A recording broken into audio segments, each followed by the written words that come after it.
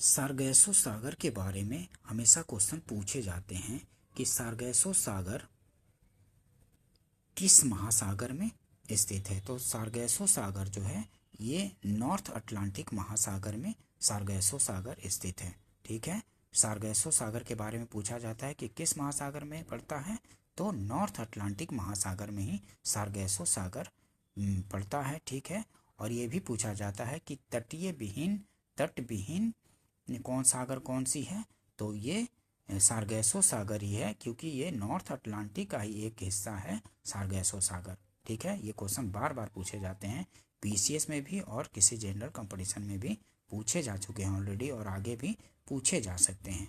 ठीक है दोस्तों, और ये भी क्वेश्चन एक पूछा जाता है कि सबसे ज़्यादा देश किस महाद्वीप में हैं।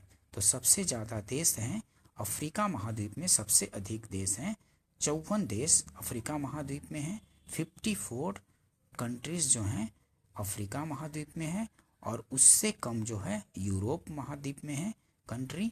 ठीक है, सबसे ज़्यादा देशों की संख्या अफ्रीका में, उससे कम यूरोप में, और उससे कम फिर एशिया में पड़ता है।